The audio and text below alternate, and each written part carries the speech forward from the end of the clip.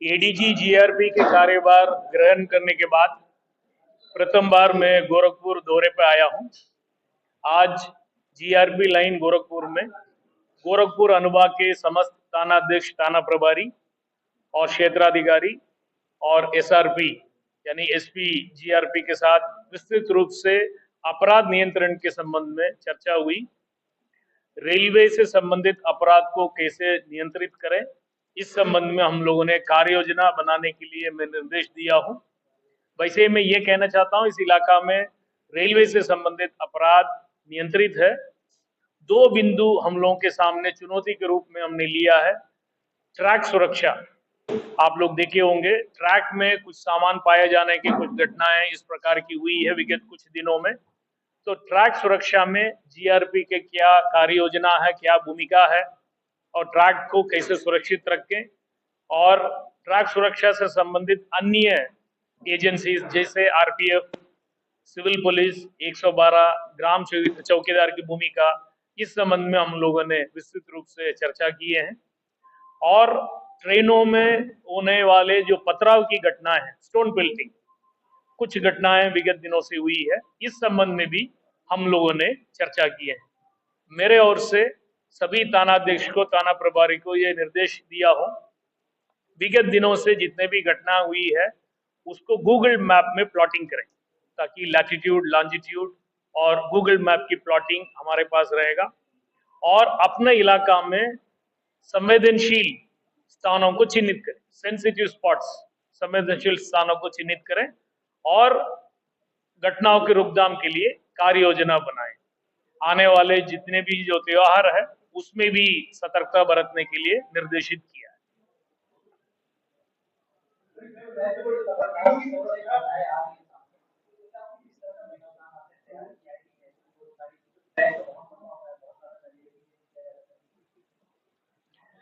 आप सही कह रहे हैं, पूरे उत्तर प्रदेश में 16,000 किलोमीटर ट्रैक है जीआरपी यूपी के पास।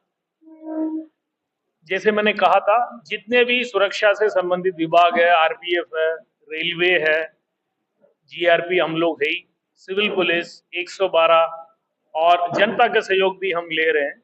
मैं आपके जरिए भी आम जनता से मैं अनुरोध करना चाहता हूं, ट्रैक में, पटरी में लकड़ी, पत्थर या लोहे का कोई चीज इस प्रकार के रखने का कोई व्यक्ति कोशिश कर रहा हो या रख रहा हो,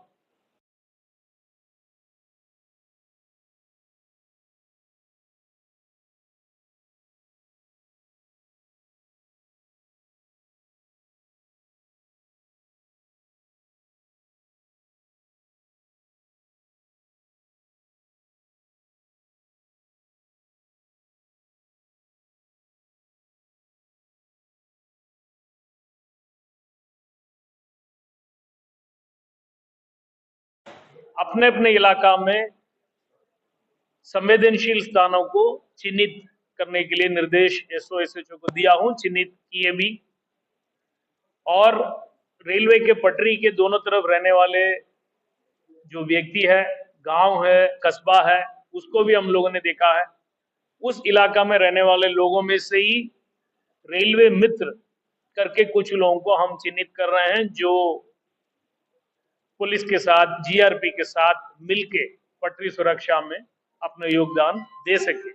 मुझे उम्मीद है जीआरपी के इन सभी पहलुओं की वजह से पटरी सुरक्षा में गुणवत्ता आएगी, एक सुधार आएगा और पटरी को सुरक्षित रखने में हम लोग सफल होंगे।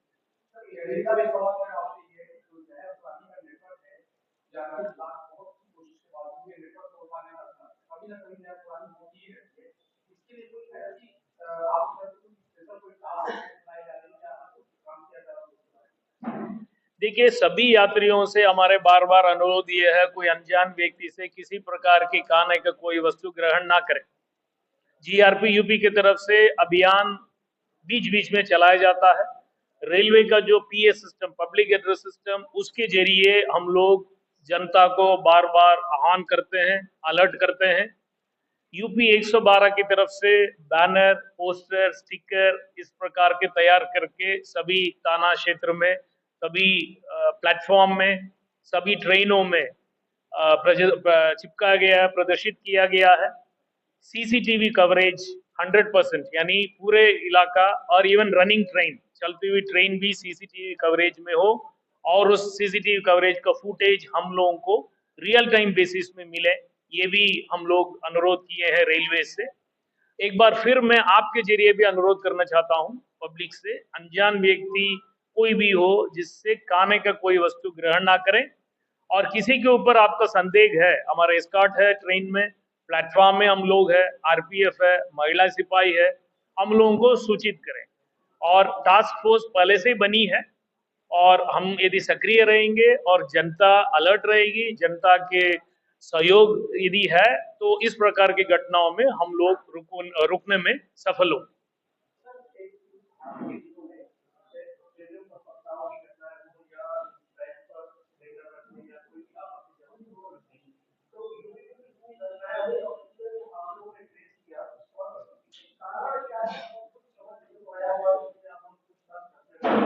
देखिए, ये मैं कहना चाहता हूं, वर्ष 2024 में 36 जगहों में 36 घटना हमारे पास रिकॉर्डेड है। 36 जगहों में ट्रैक में कोई पत्थर या लकड़ी या इस प्रकार की आपत्तिजनक वस्तु रखने का घटनाएं घटित हुई।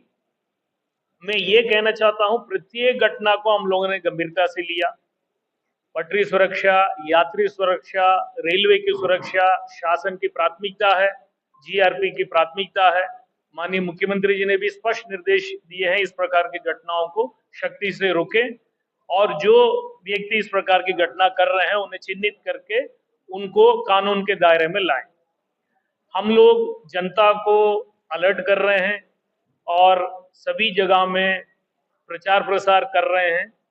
ये मैं कहना चाहता हूं, अभी तक जो ज्यादातर घटनाएं सोशल मीडिया, रील बनाने वाले या बच्चों ने पत्थर रखना, लकड़ी रखना, इस प्रकार की घटना घटित हुई है।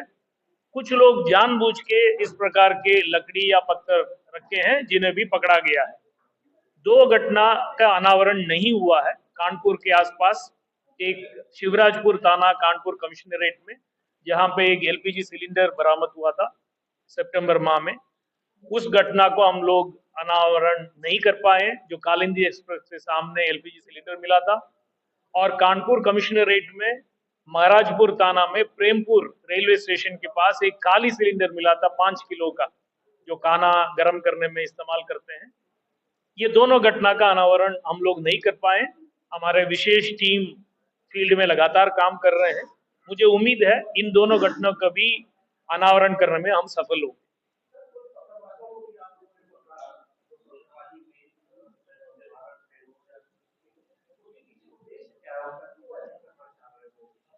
पत्थरबाजी में भी मैं ये कहना चाहता हूं, कुछ घटनाएं बच्चों द्वारा कारित किया गया है, उन्हें भी चिन्हित करके उनके अभिभावक, माँ बाप, उनको सचेत किया गया है।